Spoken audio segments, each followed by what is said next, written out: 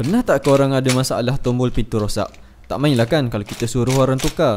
Jadi, dalam video pada kali ini, saya nak tunjukkan cara macam mana nak tukar tombol pintu secara DIY. Kalau korang tengok sekarang ni, tombol pintu ni dah rosak. Jom kita tengok macam mana nak tukar tombol pintu ni dengan mudah. Okey, jadi first kali apa yang kita perlukan untuk tukar tombol pintu ni, kita mesti beli satu set tombol pintu.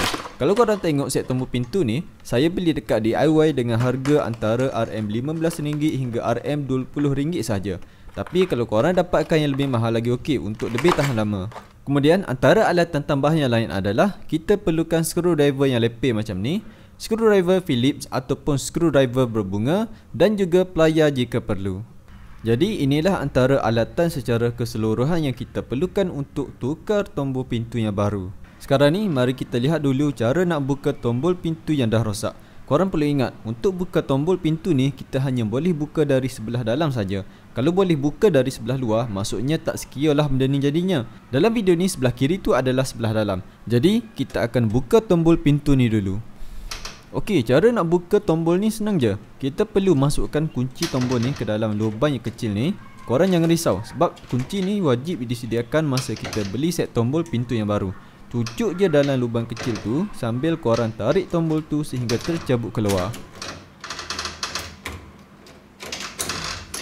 Seterusnya pula kita mesti buka cover tombol pintu ni. Untuk buka cover tombol pintu pun ia mesti dari sebelah dalam.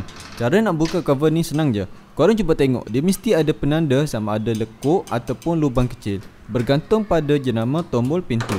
Apa yang perlu korang buat adalah hanya cungkil dengan screwdriver di kawasan tu sehingga ia tercungkil keluar. Kalau korang nampak di sini, ia ada fungsi untuk kita buka cover tu dengan mudah.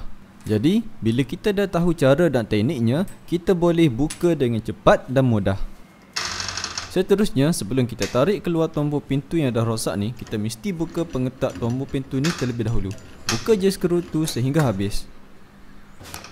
Kemudian, barulah kita boleh buang tombol pintu yang rosak ni sepenuhnya. Caranya, tarik saja dengan kuat sampailah ia tertarik keluar.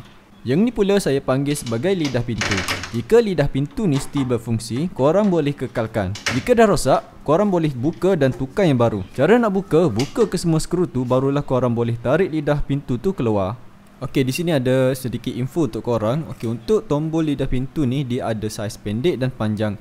Pastikan sebelum korang beli tombol pintu, korang tahu sama ada lidah tombol pintu tu panjang ataupun pendek. So di sini saya akan gunakan saiz tombol pintu lidah pendek sebab saiz originalnya adalah pendek. Untuk masukkan benda ni pun ada cara dia. Kalau tersilap, letih korang nak kena buka semua balik. Caranya macam ni. Jika pintu ditutup sebelah sini, lidahnya akan menghala macam ni. Kalau pintu ditutup sebelah sana pula, lidahnya akan menghala macam ni. Benda ni korang boleh pusing-pusing mengikut sebelah mana pintu ditutup. Sebagai contoh, pintu saya ni ditutup sebelah sini. Jadi lidah pintu tombol ni akan menghala macam ni. So kita masukkan je benda ni dalam lubang yang telah sedia ada. Kemudian kita ketatkan dengan skru. Lepas dah siap, kita masukkan tombol pintu ni dan sambungkan pada lidah tombol pintu tadi. Jika dah berjaya sambung, ia akan berfungsi secara normal. So korang boleh cuba-cubalah.